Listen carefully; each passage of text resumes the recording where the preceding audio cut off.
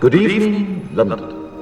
Allow me first to apologize for this. The emergency channel! I do, like many of you, appreciate the comforts of the everyday routine, the security of the familiar, the tranquility of repetition.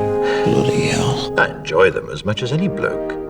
But in the spirit of commemoration, Who's that, Mum? whereby those important events of the past, usually associated with someone's death or the end of some awful bloody struggle, are celebrated with a nice holiday, I thought we could mark this November the 5th, a day that is sadly no longer remembered, by taking some time out of our daily lives to sit down and have a little chat.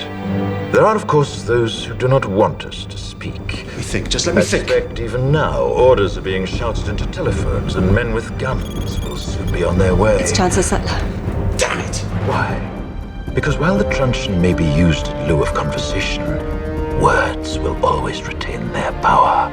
Words offer the means to meaning, and for those who will listen, the enunciation of truth. And the truth is, there is something terribly wrong with this country, isn't there? You designed it, sir. You wanted it foolproof. You told me every television in London. Cruelty and injustice, intolerance and oppression.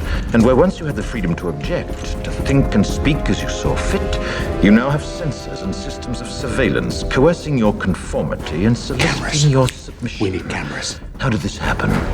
Who's to blame? Well, certainly there are those who are more responsible than others, and they will be held accountable. But again, truth be told, if you're looking for the guilty, you need only look into a mirror. I know why you did it. I know you were afraid. Who wouldn't be? War, terror, disease.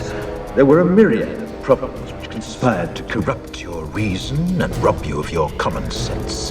Fear got the best of you, and in your panic you turned to the now High Chancellor Adam Sutler. He promised you order, he promised you peace, and all he demanded in return was your silent, obedient consent. Inspector, you're almost through. Last night, I sought to end that silence. Last night, I destroyed the Old Bailey to remind this country of what it has forgotten. More than 400 years ago, a great citizen wished to embed the 5th of November forever in our memory.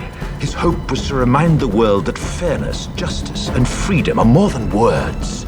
They are perspectives. So if you've seen nothing, if the crimes of this government remain unknown to you, then I would suggest that you allow the 5th of November to pass unmarked. But if you see what I see, if you feel as I feel, and if you would seek as I seek, then I ask you to stand beside me 1 year from tonight, outside the gates of Parliament, and together we shall give them a 5th of November that shall never, ever be forgotten.